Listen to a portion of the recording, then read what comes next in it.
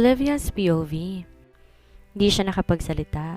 Napaupo siya habang nanginginig ang katawan sa sobrang takot at galit para sa amo niya. Mahina siyang napaiyak habang yakap ang sarili. Napakasama mo talaga, Zefiro. Di siya makapaniwalang nagawa ng amo niya ang ganitong bagay sa kanya. Ininsulto pa nga siya, nagawa pa siyang hagkan. Sa bawat sulok ng kwarto, mahinang pag-iyak niya ang maririnig. Tiis ka lang, Olivia.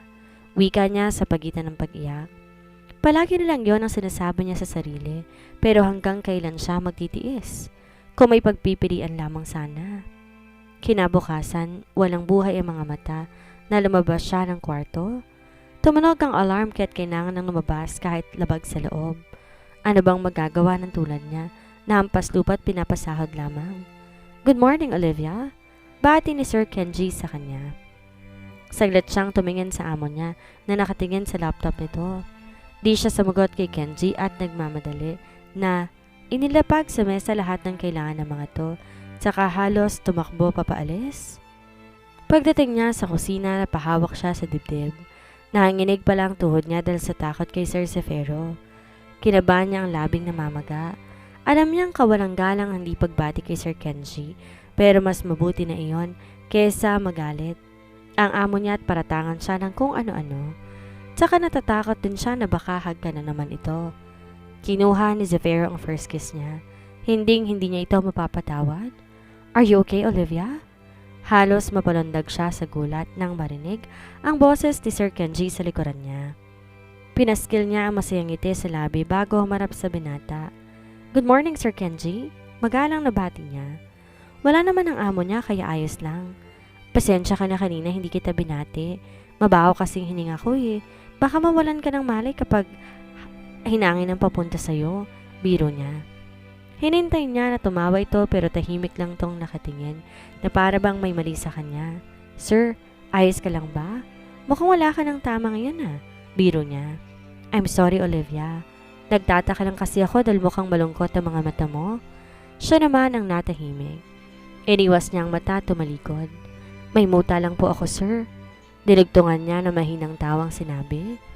Nang humarap siya, halos di makagalaw na makita na naman ang amo niya sa pinto.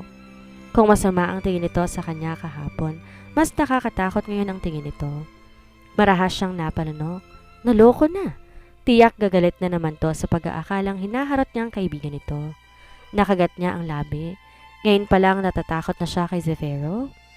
Nang sumapit ang gabi, nagpahangin si Olivia sa garden. Kanina pa siya rito at nakaupo lang.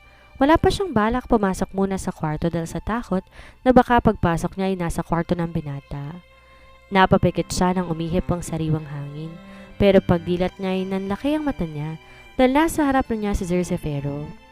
Bubukas sana labi niya para magpaliwanag, pero agad nitong sinakop ang labi niya. Napangiwi si Olivia ng malasahan ng alak sa labi nito. Pilit niya tong tinulak pero wala siyang magawa. Madiin ang paghaga nito sa labi niya at tulad kagabi, parang dudurugin ito ang labi niya. Napasinghap siya pero parang wala itong narinig at patuloy lang sa ginagawang paghagkan sa kanya. Habol ang hininga ni Olivia nang bumitaw ang labi nito. Tama na po, sir. Wala naman akong ginagawang masama eh. Umiiyak na sambit niya. Walang emosyon na mukha ng binata na nakatingin sa kanya. Sir, bakit makikipagharutan ka pa sa iba? Kung narito naman ako, Olivia. Natigilan siya. Ano daw? Boba ang mata ni Sir Zefiro sa labi niya at marahas na napalunok. Ang mga mata nito ay tila lalong nalasing. Sir? Muling nakulong ang gusto niyang sabihan nang sakupin ulit nito ang labi niya. Nanlaki ang mata niya na iga siya nito sa bench habang hinahagan siya. Hindi ito maaari. Kalapastangan na to sa pagkababae ko. Natigilan si Olivia na maging banayad ang paghagkan nito sa kanya. Nang itutulak niya ito, mabilis sinawakan ni Zefiro ang dalawang kamay niya. Dahil malakas to, wala siyang nagawa.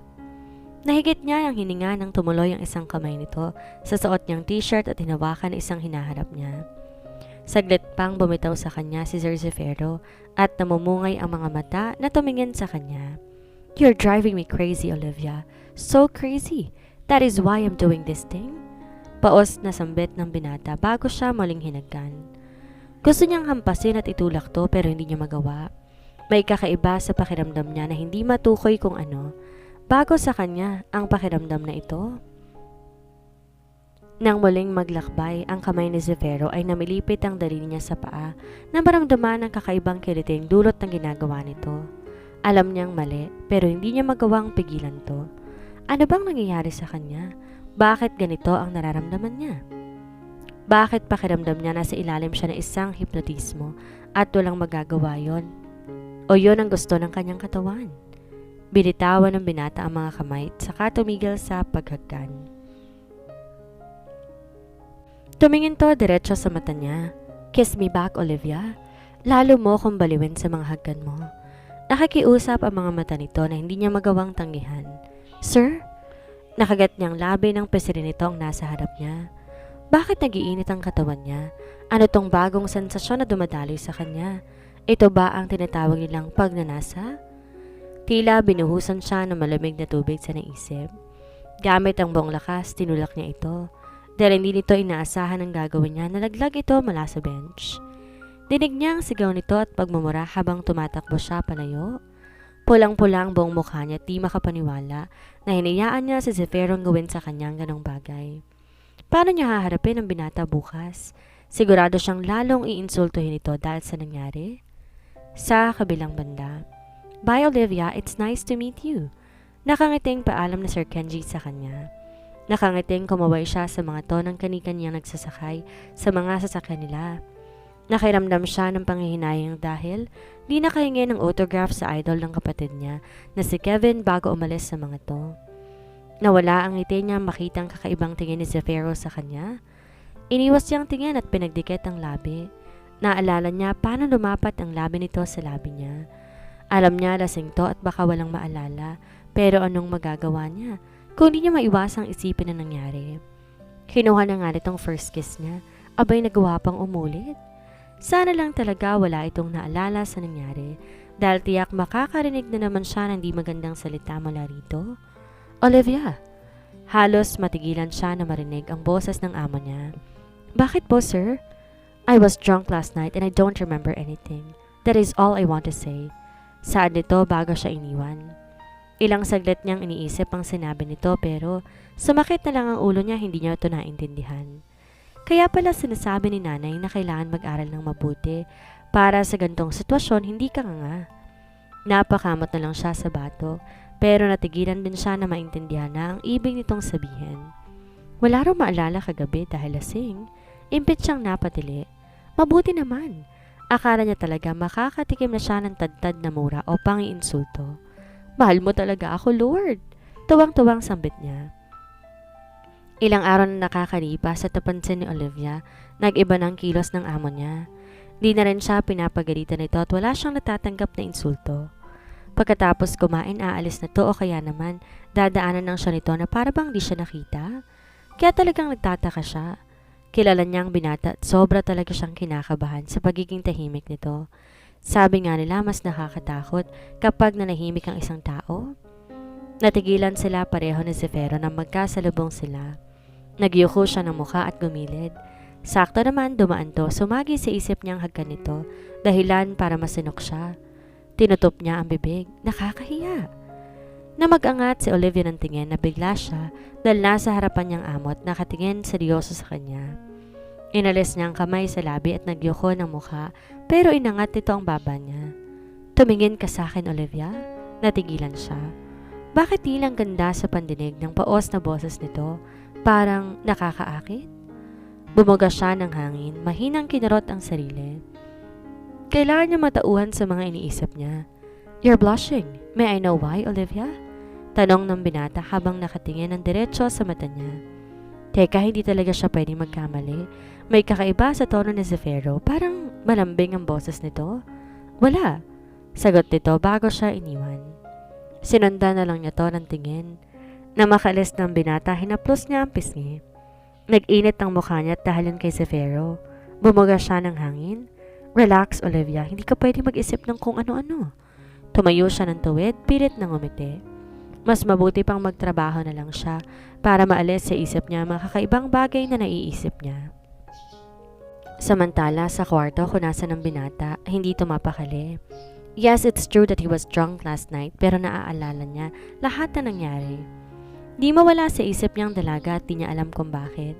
Mali ang ginawa niya kay Olivia ngunit para sa kanya, mas mali ang pakikipagharutan nito sa iba. Damn, nababaliw na siya.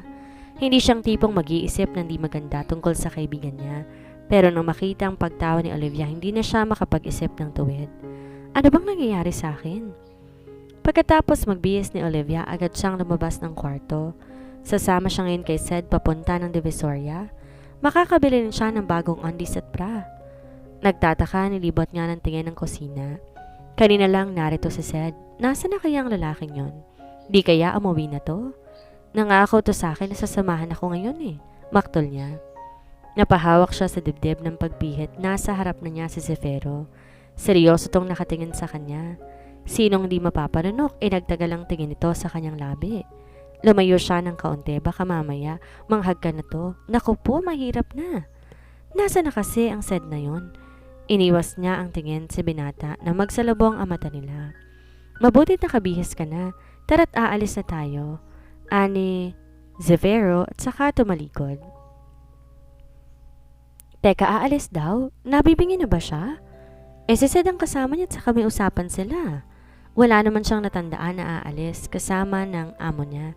Ngayon, tumigil si Zefiro sa paglalakad nang mapansin na hindi siya gumagalaw sa kinatatayuan. Ano bang hinihintay mo? Alanganin na sumagot siya. Si Sed po? Is not here. Umuwi na si Sed kaya sa akin kasasama.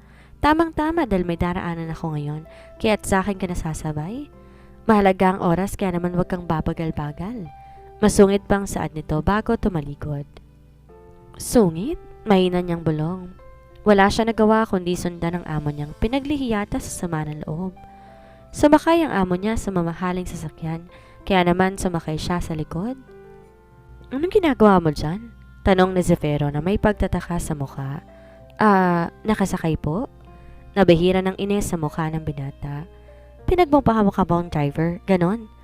Di ba sir ikaw po nagmamaneho? Di driver po kayo? Lutang ba itong si Sir Zefiro? Hay nako. Dahil sa kasungitan, nagiging makakalimutan niya ata to. Pinipiloso po mo ba ako ha, Olivia? Galit na ang mukha ng binata kaya naman agad siyang umiling.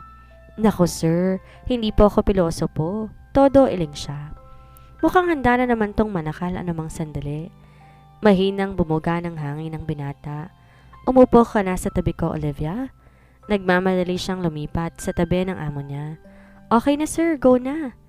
Nang tumingin sa Olivia sa katabi, saglit siyang natigilan nang mapansin na sobrang lapit na ng mukha nito sa kanya. Naparanok siya. Ang gwapo talaga nito. Lalong lumakas ang dating dahil sa pilat na nasa mukha.